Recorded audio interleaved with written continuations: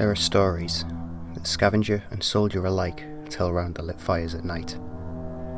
Stories of past encounters and operations. Stories of love, fame and glory. But also stories of loss. Scattered among these fragmented memories are legends and rumours. Murmurs of things hidden just beneath the surface of a conflict almost 2 decades old. The veterans won't tell you what they've seen, only what they've heard, or more precisely, what they want you to hear. Among the men at camp, if you listen closely, you may hear hushed whispers of what they call the Akhat, or the hunters. They say that these hunters were local people, indigenous to the Norvinsk and Finnish border region.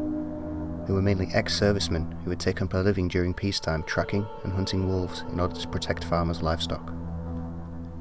The story was that they had refused to leave the Norvinsk region after the lockdown, which resulted from the conflict between the Russian Interior Ministry troops and the UN peacekeepers.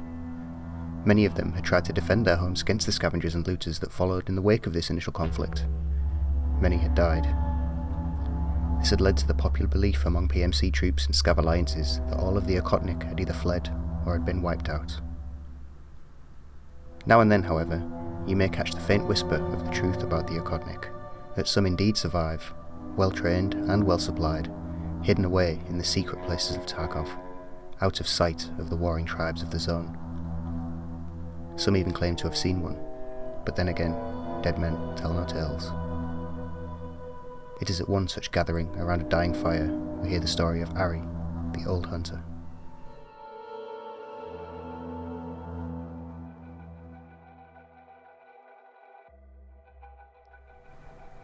They say that there's a man that lives in the forests of Norvinsk. They say that he is old beyond his years, weathered by the conflict. They say that he lives underground and has been around since before the start of all of this unpleasantness. They tell me his name is Death. But it was not always this way. An old man was young once. The day the conflict began was a day just like any other. It came and went without any fanfare or disruption. It would be weeks yet before the region descended into chaos. But there are always exceptions to this rule. Making his way back through the woods, Ari headed home. He had finished his shift as private security for the North Stream boys, watching the tankers come and go from the depot. The other guys always offered him a lift, but he preferred to walk. It reminded him of his hunting days. If only it paid as well as guarding the black stuff, he thought. Walking back up to the lake, he remembered why he'd lived here.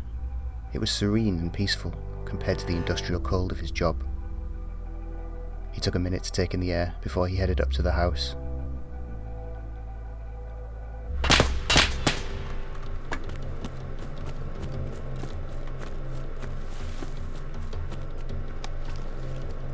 His heart was pounding, but he'd been in this situation before.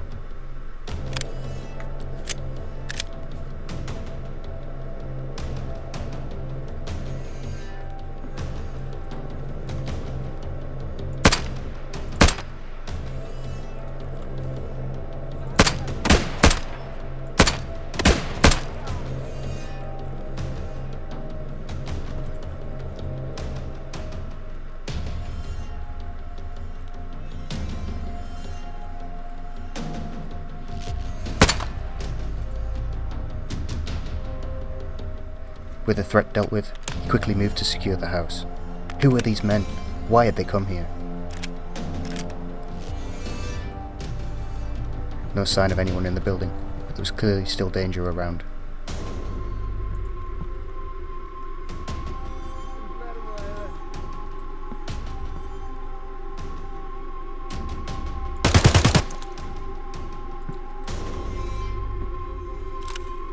He quickly gathered his things and made a run for it.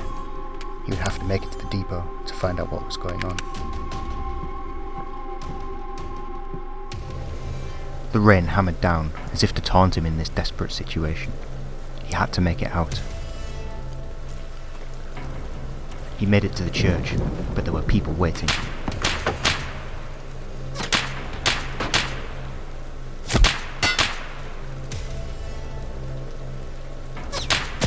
Instinctively, he let the training kick in and moved to the flank.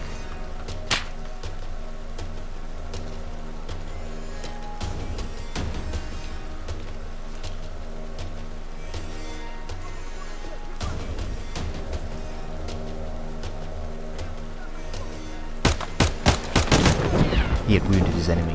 He quickly switched to full auto.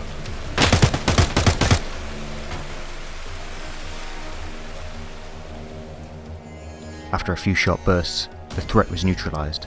He moved in to confirm the kill. Always make sure they won't get back up.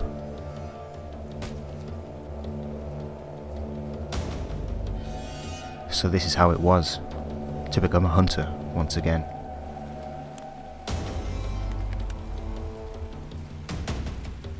He reloaded and prepared to head out, but they had found him, attracted by the gunfire.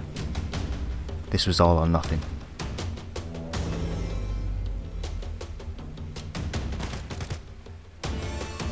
With the second assailant down, he needed to move quickly. There would surely be more.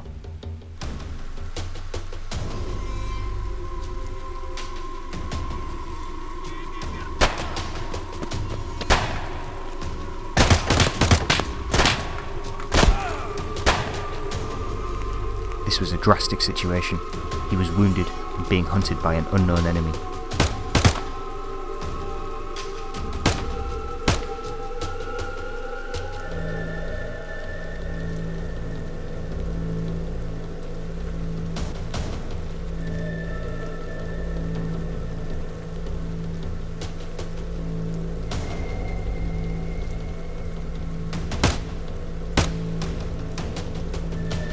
His blood coursed with vengeance. Who were these men, and why did they come after me?